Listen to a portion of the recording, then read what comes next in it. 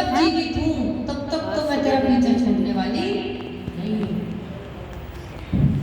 तो ब्रह्मदेव अपनी जिज्ञासा को लेकर इधर उधर वहां घूमने लगे उस पानी में, और उस अपने कमल के फूल की नाल में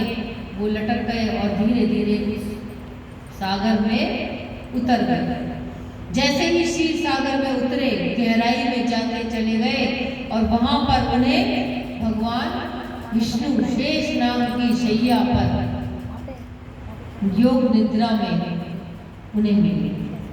उन्होंने भगवान विष्णु को देखा और आश्चर्य हो गया उन्हें कि मैं तो सोच रहा था कि मैं केवल इस जल में केवल मैं ही मैं हूँ, लेकिन इस जल में तो मेरे अलावा एक पुरुष और भी है। तब ब्रह्मदेव वहां इंतजार करने लगे कि कब भगवान विष्णु की योग निद्रा पूर्ण होगी, आंखें खुलेंगे और मुझे देखेंगे, और फिर मैं इनसे पूछूंगा कि क्या पता मेरी जिज्ञासाओं को ये प्रभु शांत कर दे। उनसे मैं पूछूंगा कि प्रभु मेरा जन्म कैसे इसमें हुआ, कमल के फूल पर मैं कैसे आ गया, और मुझे फिर ये आवाज जो आई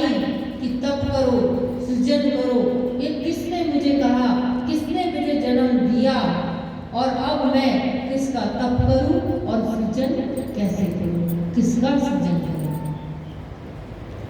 इंतजार कर रहे हैं भगवान विष्णु की योग निद्रा को टूटने का, और भगवान विष्णु एक दिन अपनी योग निद्रा से उठ गए। भगवान विष्णु ने भी अपने आप को देखा जब उनकी योग निद्रा टूटी कि शेषनाग की शैया पर लेटे हुए हैं, और उनको भी यही आवाज सुनाई दी उस योग निद्रा में कि तप करो, सृष्टि करो, पालन करो। तो भगवान विष्णु भी वहां पर सोचने लगे कि मैं इस शेषनाग के ऊपर कैसे आ गया, कौन सी वो शक्ति है जो मुझे इस शेषनाग के ऊपर लेकर आ गई और मेरा जन्म इस शेषनाग की शैया पर हुआ, और मैं अब किसका तप करूं, किसका पालन करूं, कैसे करूं, क्या मुझे करना है, क्या नहीं। प्रभु के मन में भी अनेकों जिज्ञासाएं भर गई कि काश मुझे भी कोई ऐसा देव मिल जाए, कोई ब्राह्मण मिल जाए, कोई भक्त ऐसा मिल जाए जो मेरी इस जिज्ञासा को शांत कर दे। और इधर ब्रह्मदेव भगवान विष्णु से मिले और उन दोनों के बीच वार्ता होने लगी। दोनों अपनी अपनी जिज्ञासाओं को एक दूसरे के समक्ष कहने लगे। ब्रह्मदेव के भी वही जिज्ञासा जो भगवान विष्णु की जिज्ञासा थी। उन्होंने भी यही प्रश्न पूछा कि हम दोनों की एक जैसी जिज्ञासा, पता नहीं वो कौन सी ऐसी शक्ति है जिसके कारण हम दोनों का जन्म हुआ, और हम दोनों को ये आज्ञा हुई कि तप करो, और एक को आज्ञा हुई सृजन करो, एक को आज्ञा हुई पालन करो। जब हमें ये पता लग जाए अपनी भक्ति में, एक साधक को जब ये ज्ञान हो जाए, उसको मंत्र दीक्षा मिल जाए, या उसको अपने इष्ट का पता लग जाए कि ये मेरा प्रभु है, तो फिर हम ढूंढते हैं कि अब हम नियम कौन से धारण करें कि हमारा प्रभु हमसे खुश हो जाए, ज्यादा दिनों तक हम अपने प्रभु को अपने पास संजो कर रख सकें कि हमारे हर कर्म से प्रभु खुश होकर चले जाए।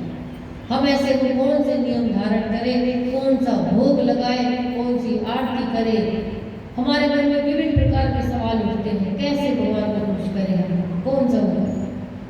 ऐसे भगवान विष्णु के मन में भी यही प्रश्न कि मैं पालन किसका करूं। हमारे मन में भी यही स्थिति हो जाती है जब हमें गुरु दीक्षा की प्राप्ति होती है, या हमें अपने इष्ट का पता लग जाता है कि ये मेरे प्रभु है, तो हमारे मन में निरंतर एक भक्त साधक के मन में यही प्रश्न चलता है कि अब मुझे ये पता लग गया कि ये मेरा भगवान है, अब मैं इसको खुश कैसे करूं, कौन सा वो काम करूं जिससे मेरा प्रभु खुश हो जाए और मुझे दर्शन दे दे, और मैं हमेशा उसके में ही डूबा रहूं, चाहे मेरी जिंदगी कैसी भी हो, मैं गरीब हूँ, अमीर हूँ, सुख सुविधाओं का अभाव हो, हमारा मान हो या ना हो, अपमान हो, कोई फर्क नहीं पड़ता। फिर भक्त एक साधक वो निरंतर यही सोचता है कि अब मैं कैसे अपने प्रभु को खुश करूं। हम इतनी कथाएं श्रवण करते हैं, बार बार कथाओं को श्रवण करते हैं, तो उसमें हम यही देखते हैं कि एक साधक एक भक्त साधना करता है, लंबी साधना करता है, फिर भी ऐसी कोई ना कोई त्रुटि रह जाती है कि प्रभु का दर्शन भी मिल गया, लेकिन वो उस प्रभु को ज्यादा, भाई तुझे एक मौका देता हूँ सुधर जा, लेकिन माँ भगवती माँ परम्बा एक क्षण में ही अपने भक्त के अपमान को करने वाले को संहार कर देती, खत्म कर देती है बाबा। इसीलिए उन्हें दुर्गा कहा, काली कहा, जगदम्बिके कहा, पराभट्टारिका, माँ ललिता, त्रिपुर सुंदरी कहा, माँ षोडशी के नाम से माँ भगवती का प्राकट्य अपने ही भक्तों के कारण इस धरा धाम पर हुआ। 10 माँ विद्याओं के नाम से माँ भगवती माँ जगदम्बिका को हम जानते हैं, और वही माँ जगदम्बिका की शक्ति एक माया खेल रही है माँ भगवान विष्णु के साथ, भगवान ब्रह्मदेव के साथ, और वो दोनों देव चल पड़े एक साथ ये सोचकर कि काश हमें भी कोई ऐसा देव मिल जाए, ऐसा कोई ब्राह्मण मिल जाए, ऐसा कोई जीव मिल जाए जो हमें ये ज्ञान करवा दे कि इस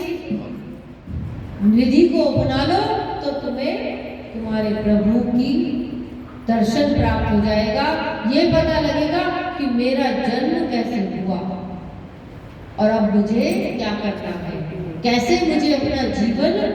व्यतीत करना है, कौन सा तप करना है।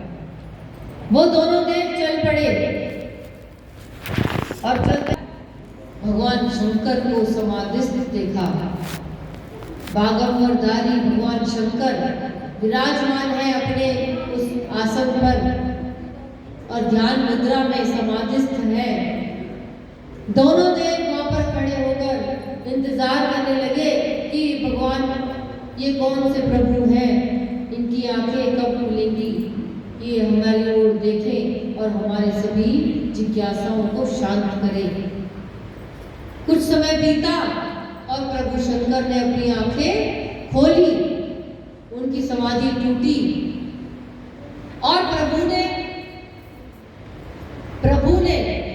उनसे पूछा कि आप कौन हैं। तब ब्रह्मदेव और भगवान विष्णु ने अपना अपना परिचय दिया और प्रभु से पूछने लगे कि हे प्रभु, कुछ समय पहले हमें एक वाणी सुनाई दी जिसमें ये शब्द थे कि तप करो और सृजन करो, पालन करो। शंकर भगवान भी अचंभित रह गए कि यही शब्द तो मुझे भी सुनाई पड़े और मैं भी इसीलिए समाधिस्थ था कि काश मुझे भी ये पता लगे कि वो कौन सी ऐसी शक्ति है जिसने मुझे कहा कि तप करो संहार करो, तप करो संहार करो। तो मैं यही सोच रहा था कि किसका संहार करूं, कैसे संहार करूं। तीनों देव एक साथ मिल गए और अपनी अपनी जिज्ञासाओं को लेकर वे खोज में निकल पड़े कि अब हम अपने अपने प्रश्नों के उत्तर जानकर ही रहेंगे कि वो कौन सी ऐसी शक्ति है जो बार बार हमसे आकर कह रही है कि तप करो, सृजन करो, पालन करो, संहार करो। तो शास्त्र कहता है कि 3 शक्तियां होती हैं, 3 शक्तियां होती हैं कि एक सृष्टि, एक पालन और फिर संहार की शक्ति। हम सभी जीव अपनी सृष्टि खुद बनाते हैं, इसीलिए हम मनुष्य कहलाए, क्योंकि हम मन के मुताबिक अपने जिंदगी को बनाते हैं, हम अपने मन के मुताबिक अपने संसार को बनाते हैं। कि हम यहाँ शादी करेंगे, हमारे माता पिता ढूंढते हैं कि हाँ ये अच्छा परिवार है, यहाँ शादी हो जाए बच्चे की। फिर अपना परिवार बनाते हैं, हम उसमें रहते हैं, जो भी रोज के हमारे काम उसी में हम सीमित होके रह जाते हैं। फिर हम क्या करते हैं, फिर हम अपने शरीर का, अपने उस परिवार का पालन पोषण करते हैं और फिर धीरे धीरे हम